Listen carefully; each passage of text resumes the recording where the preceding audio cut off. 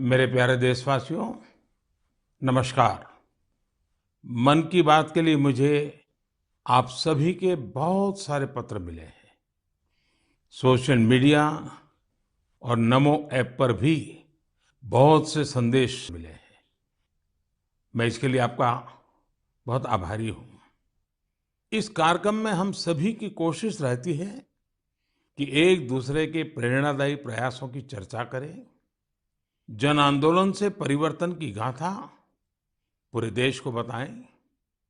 इसी कड़ी में मैं आज आपसे देश के एक ऐसे जन आंदोलन की चर्चा करना चाहता हूं जिसका देश के हर नागरिक के जीवन में बहुत महत्व है।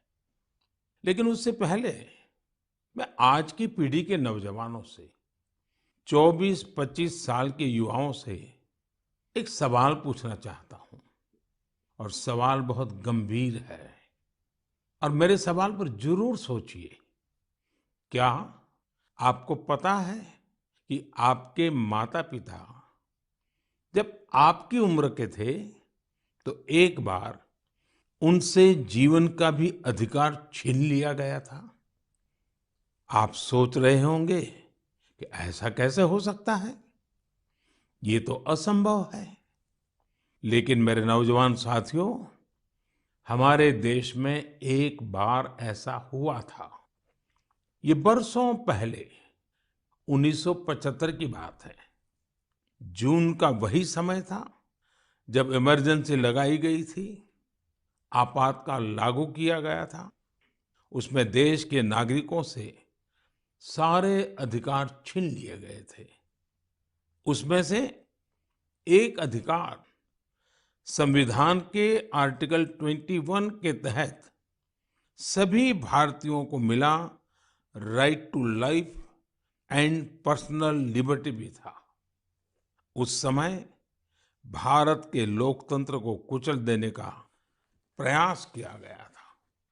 देश की अदालतें, हर संवैधानिक संस्था, प्रेस, सब पर नियंत्रण लगा दिया गया था। सेंसरशिप की ये हालत थी कि बिना स्वीकृति कुछ भी छापा नहीं जा सकता था। मुझे याद है, तब मशहूर गायक किशोर कुमार जी ने सरकार की वाहवाही करने से इनकार किया तो उन पर बैन लगा दिया गया। रेडियो पर से उनकी एंट्री ही हटा दी गई। लेकिन बहुत कोशिशों, हजारों गिरफ्तारियों और लाखों लोगों पर अत्याचार के बाद भी भारत के लोगों का लोकतंत्र से विश्वास डिगा नहीं, रत्ती भर नहीं डिगा। भारत के हम लोगों में सदियों से जो लोकतंत्र के संस्कार चले आ रहे हैं, जो लोकतांत्रिक भावना हमारी रग रग में है, आखिरकार जीत उसी की हुई। भारत के लोगों ने लोकतांत्रिक तरीके से ही इमरजेंसी को हटाकर वापस लोकतंत्र की स्थापना की। तानाशाही की मानसिकता को, तानाशाही वृत्ति प्रवृत्ति को लोकतांत्रिक तरीके से पराजित करने का ऐसा उदाहरण पूरी दुनिया में मिलना मुश्किल है। इमरजेंसी के दौरान देशवासियों के संघर्ष का गवाह रहने का, साझेदार रहने का सौभाग्य मुझे भी मिला था, लोकतंत्र के एक सैनिक के रूप में। आज जब देश अपनी आजादी के 75 वर्ष का पर्व मना रहा है, अमृत महोत्सव मना रहा है, तो आपातकाल के उस भयावह दौर को भी हमें कभी भी भूलना नहीं चाहिए। आने वाली पीढ़ियों को भी भूलना नहीं चाहिए। अमृत महोत्सव सैकड़ों वर्षों की गुलामी से मुक्ति की विजय गाथा ही नहीं, बल्कि आजादी के बाद के 75 वर्षों की यात्रा भी समेटे हुए हैं। इतिहास के हर अहम पड़ाव से सीखते हुए ही हम आगे बढ़ते हैं। मेरे प्यारे देशवासियों, हम में से शायद ही कोई ऐसा हो जिसने अपने जीवन में आकाश से जुड़ी कल्पनाएं न की हो। बचपन में हर किसी को आकाश के चांद, तारे, उनकी कहानियां आकर्षित करती हैं। युवाओं के लिए आकाश छूना सपनों को साकार करने का पर्याय होता है। आज हमारा भारत जब इतने सारे क्षेत्रों में सफलता का आकाश छू रहा है, तो आकाश या अंतरिक्ष इससे अछूता कैसे रह सकता है? बीते कुछ समय में हमारे देश में स्पेस सेक्टर से जुड़े कई बड़े काम हुए हैं। देश की इन्हीं उपलब्धियों में से एक है इन स्पेस नाम की एजेंसी का निर्माण। एक ऐसी एजेंसी जो स्पेस सेक्टर में भारत के प्राइवेट सेक्टर के लिए नए अवसरों को प्रमोट कर रही है। इस शुरुआत ने हमारे देश के युवाओं को विशेष रूप से आकर्षित किया है। मुझे बहुत से नौजवानों के इससे जुड़े संदेश भी मिले हैं। कुछ दिन पहले जब मैं InSpace के हेडक्वार्टर के लोकार्पण के लिए गया था, तो मैंने कई युवा स्टार्टअप्स के आइडियाज और उत्साह को देखा। मैंने उनसे काफी देर तक बातचीत भी की। आप भी जब इनके बारे में जानेंगे तो हैरान हुए बिना नहीं रह पाएंगे। जैसे कि स्पेस स्टार्टअप्स की संख्या और स्पीड को ही ले लीजिए। आज से कुछ साल पहले तक हमारे देश में स्पेस सेक्टर में स्टार्टअप के बारे में कोई सोचता तक नहीं था। आज इनकी संख्या 100 से भी ज्यादा है। ये सभी स्टार्टअप्स ऐसे ऐसे आइडिया पर काम कर रहे हैं जिनके बारे में पहले या तो सोचा ही नहीं जाता था या फिर प्राइवेट सेक्टर के लिए असंभव माना जाता था। उदाहरण के लिए चेन्नई और हैदराबाद के 2 स्टार्टअप्स हैं, अग्निकुल और स्काई रूट। ये स्टार्टअप ऐसे लॉन्च व्हीकल विकसित कर रही हैं जो अंतरिक्ष में छोटे पेलोड्स लेकर जाएंगे। इससे स्पेस लॉन्चिंग की कीमत बहुत कम होने का अनुमान है। ऐसे ही हैदराबाद का एक और स्टार्टअप ध्रुव स्पेस सैटेलाइट डिप्लॉयर और सैटेलाइट के लिए हाई टेक्नोलॉजी सोलर पैनल्स पर काम कर रहा है। मैं एक और स्पेस स्टार्टअप दिगंतरा के तनवीर अहमद से भी मिला था, जो स्पेस के कचरे को मैप करने का प्रयास कर रहे हैं। मैंने उन्हें एक चैलेंज भी दिया है कि वो ऐसी टेक्नोलॉजी पर काम करें जिससे स्पेस के कचरे का समाधान निकाला जा सके। दिगंतरा और ध्रुव स्पेस दोनों ही 30 जून को इसरो के लॉन्च व्हीकल से अपना पहला लॉन्च करने जा रहे हैं। इसी तरह बेंगलुरु के एक स्पेस स्टार्टअप एस्ट्रोम की फाउंडर नेहा भी एक कमाल के आइडिया पर काम कर रही है। ये स्टार्टअप ऐसे फ्लैट एंटीना बना रहा है जो न केवल छोटे होंगे बल्कि उनकी कॉस्ट भी काफी कम होगी। इस टेक्नोलॉजी की डिमांड पूरी दुनिया में हो सकती है। साथियों, इन स्पेस के कार्यक्रम में मैं महसाणा की स्कूल स्टूडेंट बेटी तन्वी पटेल से भी मिला था। वो एक बहुत ही छोटी सैटेलाइट पर काम कर रही है जो अगले कुछ महीनों में स्पेस में लॉन्च होने जा रही है। तन्वी ने मुझे गुजराती में बड़ी सरलता से अपने काम के बारे में बताया था। तन्वी की तरह ही देश के करीब 750 स्कूल स्टूडेंट्स अमृत महोत्सव में ऐसे ही 75 सैटेलाइट पर काम कर रहे हैं। और भी खुशी की बात है कि इनमें से ज्यादातर स्टूडेंट्स देश के छोटे शहरों से हैं।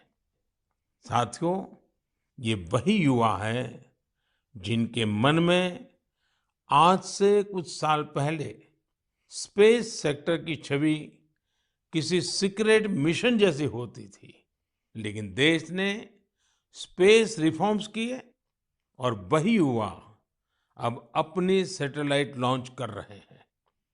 जब देश का युवा आकाश छूने को तैयार है, तो फिर हमारा देश कैसे पीछे रह सकता है? मेरे प्यारे देशवासियों, मन की बात में अब एक ऐसे विषय की बात जिसे सुनकर आपका मन प्रफुल्लित भी होगा और आपको प्रेरणा भी मिलेगी। बीते दिनों हमारे ओलंपिक गोल्ड मेडल विजेता नीरज चोपड़ा फिर से सुर्खियों में छाए रहे। ओलंपिक के बाद भी वो एक के बाद एक सफलता के नए नए कीर्तिमान स्थापित कर रहे हैं। फिनलैंड में नीरज ने पावो नुर्मी गेम्स में सिल्वर जीता। यही नहीं, उन्होंने अपने ही जेवलिन थ्रो के रिकॉर्ड को भी तोड़ दिया। कुओर्टोन गेम्स में नीरज ने एक बार फिर गोल्ड जीतकर देश का गौरव बढ़ाया। ये गोल्ड उन्होंने ऐसे हालातों में जीता जब वहां का मौसम भी बहुत खराब था। यही हौसला आज के युवा की पहचान है। स्टार्टअप से लेकर स्पोर्ट्स वर्ल्ड तक भारत के युवा नए नए रिकॉर्ड बना रहे हैं। अभी हाल में ही आयोजित हुए खेलो इंडिया यूथ गेम्स में भी हमारे खिलाड़ियों ने कई रिकॉर्ड बनाए। आपको जानकर अच्छा लगेगा कि इन खेलों में कुल 12 रिकॉर्ड टूटे हैं। इतना ही नहीं, 11 रिकॉर्ड्स महिला खिलाड़ियों के नाम दर्ज हुए हैं। मणिपुर की एम मार्टिना देवी ने वेट लिफ्टिंग में 8 रिकॉर्ड्स बनाए हैं। इसी तरह संजना, सोनाक्षी और भावना ने भी अलग अलग रिकॉर्ड्स बनाए हैं। अपनी मेहनत से इन खिलाड़ियों ने बता दिया है कि आने वाले समय में अंतर्राष्ट्रीय खेलों में भारत की साख कितनी बढ़ने वाली है।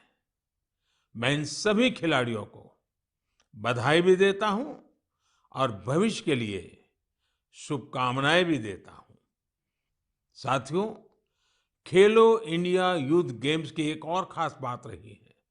इस बार भी कई ऐसी प्रतिभाएं उभर कर सामने आई हैं जो बहुत साधारण परिवारों से हैं।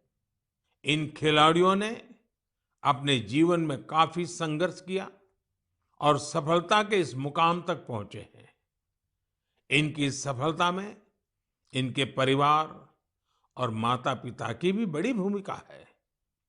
70 किलोमीटर साइकिलिंग में गोल्ड जीतने वाले श्रीनगर के आदिल अल्ताफ के पिता टेलरिंग का काम करते हैं, लेकिन उन्होंने अपने बेटे के सपनों को पूरा करने के लिए कोई कोर कसर नहीं छोड़ी।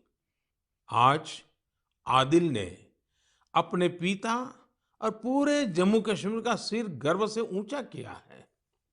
वेट लिफ्टिंग में गोल्ड जीतने वाले चेन्नई के एल धनुष के पिता भी एक साधारण कारपेंटर है। सांगली की बेटी काजोल सरगार, उनके पिता चाय बेचने का काम करते हैं। काजोल अपने पिता के काम में हाथ भी बटाती थी और वेट लिफ्टिंग की प्रैक्टिस भी करती थी। उनकी और उनके परिवार की मेहनत रंग लाई और काजोल ने वेट लिफ्टिंग में खूब वाहवाही बटोरी है। ठीक इसी प्रकार का करिश्मा रोहतक की तनु ने भी किया है। तनु के पिता राजवीर सिंह रोहतक में एक स्कूल के बस ड्राइवर है। तनु ने कुश्ती में स्वर्ण पदक जीतकर अपना और अपने परिवार का, अपने पापा का सपना सच करके दिखाया है। साथियों, खेल जगत में अब भारतीय खिलाड़ियों का दबदबा तो बढ़ ही रहा है, साथ ही भारतीय खेलों की भी नई पहचान बन रही है। जैसे कि इस बार खेलो इंडिया यूथ गेम्स में ओलंपिक में शामिल होने वाली स्पर्धाओं के अलावा 5 स्वदेशी खेल भी शामिल हुए थे। ये 5 खेल है गतका, थांग ता, योगासन, कलरियापट्टू और मलखम्ब। साथियों, भारत में एक ऐसे खेल का अंतर्राष्ट्रीय टूर्नामेंट होने जा रहा है जिस खेल का जन्म सदियों पहले हमारे ही देश में हुआ था, भारत में हुआ था। ये आयोजन है 28 जुलाई से शुरू हो रहे शतरंज ओलंपियाड का। इस बार शतरंज ओलंपियाड में 180 से भी ज्यादा देश हिस्सा ले रहे हैं। खेल और फिटनेस की हमारी आज की चर्चा एक और नाम के बिना पूरी नहीं हो सकती। ये नाम है तेलंगाना की माउंटेनियर पूर्णा मालावत का। पूर्णा ने 7 समिट्स चैलेंज को पूरा कर कामयाबी का एक और परचम लहराया है। 7 समिट्स चैलेंज यानी दुनिया की 7 सबसे कठिन और ऊंची पहाड़ियों पर चढ़ने की चुनौती। पूर्णा ने अपने बुलंद हौसलों के साथ नॉर्थ अमेरिका की सबसे ऊंची चोटी माउंट देनाली की चढ़ाई पूरी कर देश को गौरवान्वित किया है। पूर्णा भारत की वही बेटी हैं जिन्होंने महज 13 साल की उम्र में माउंट एवरेस्ट पर जीत हासिल करने का अद्भुत कारनामा कर दिखाया था।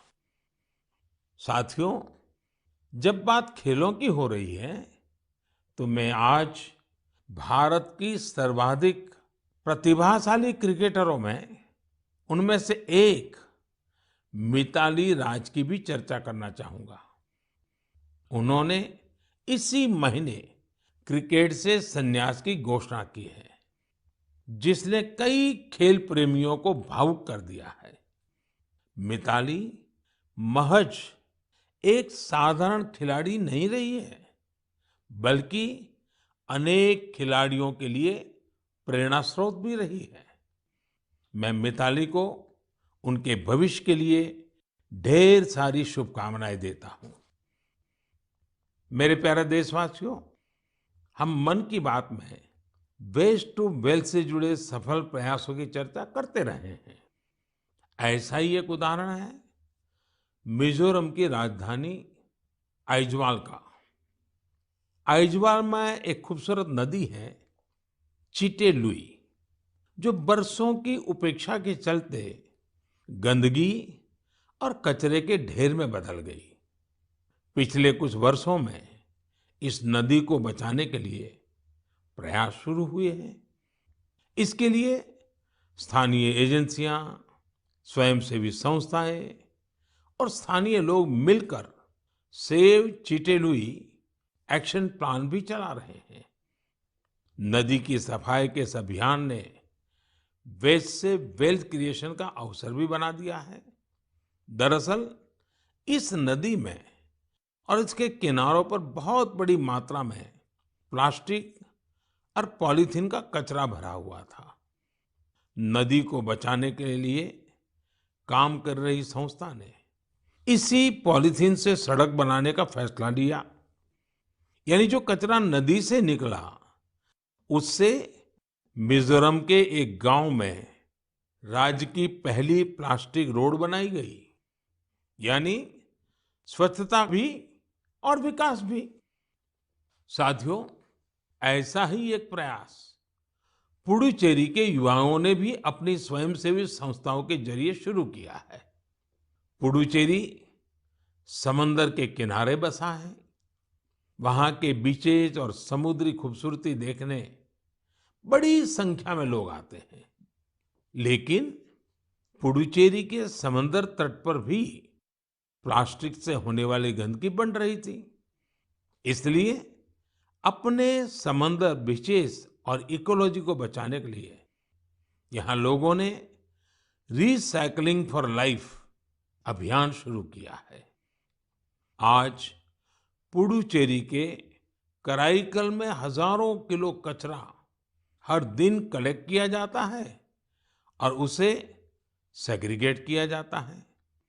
इसमें जो ऑर्गेनिक कचरा होता है उससे खाद बनाई जाती है।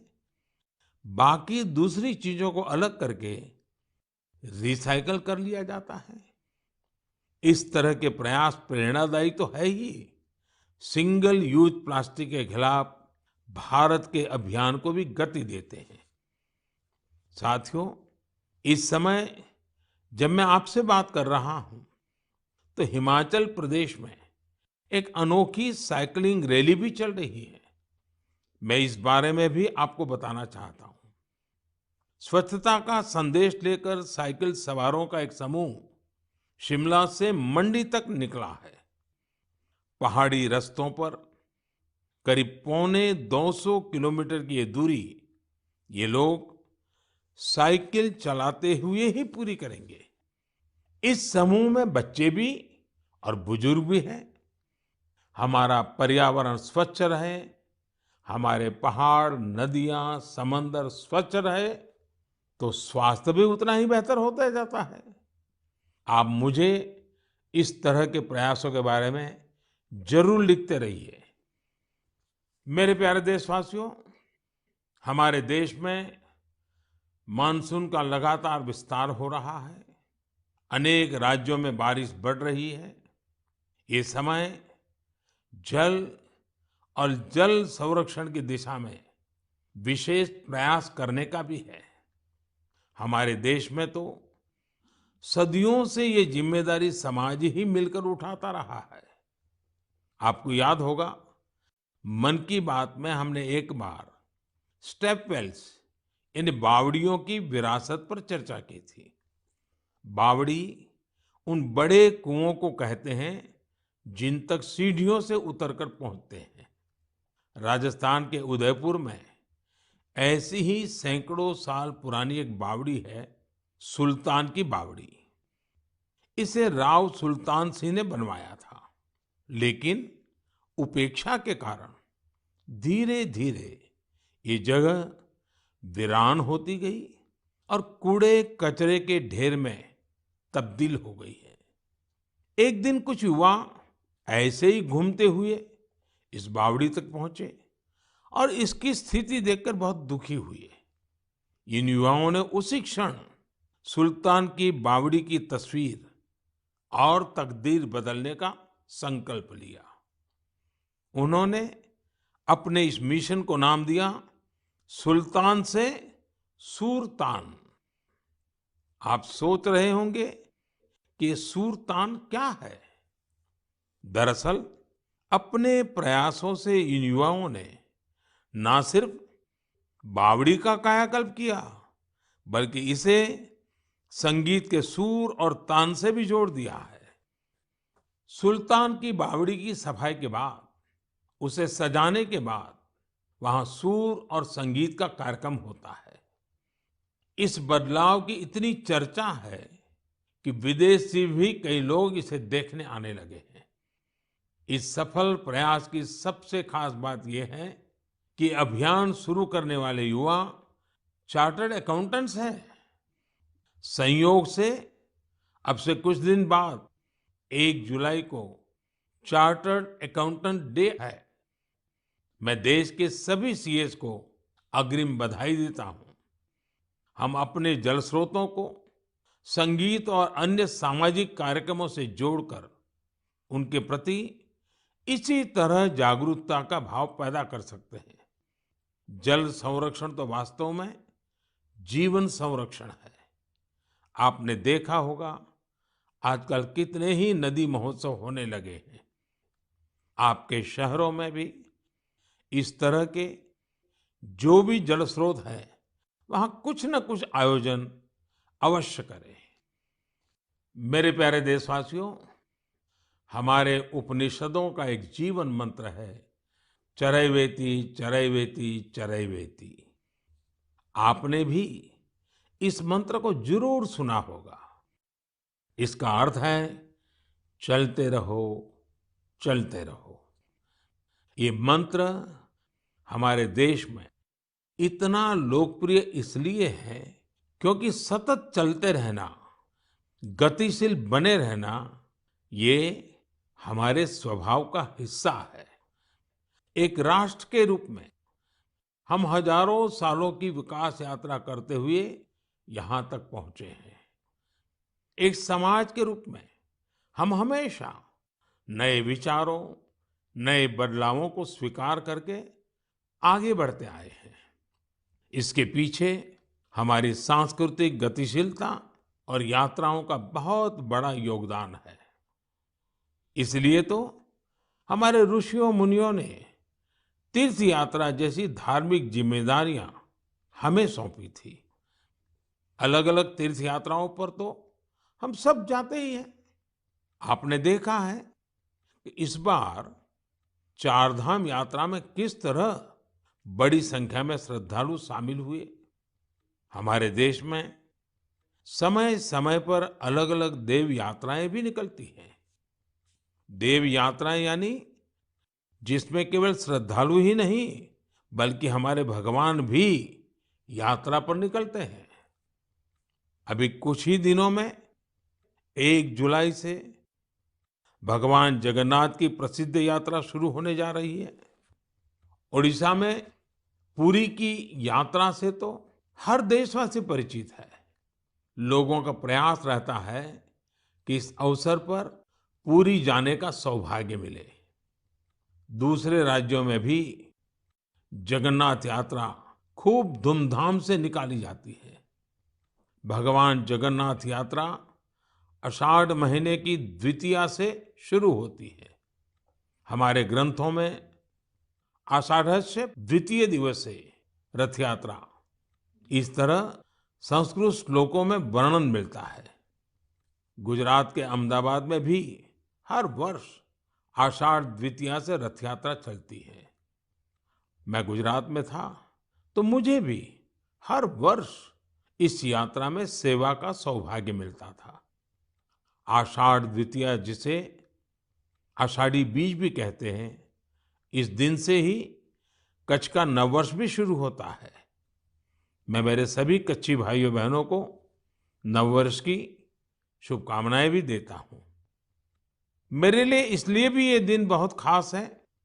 मुझे याद है आषाढ़ द्वितीया से एक दिन पहले यानी आषाढ़ की पहली तिथि को हमने गुजरात में एक संस्कृत उत्सव की शुरुआत की थी, जिसमें संस्कृत भाषा में गीत, संगीत और सांस्कृतिक कार्यक्रम होते हैं।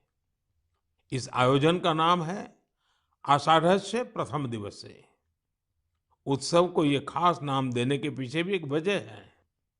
दरअसल संस्कृत के महान कवि कालिदास ने आषाढ़ महीने से ही वर्षा के आगमन पर मेघदूतम लिखा था।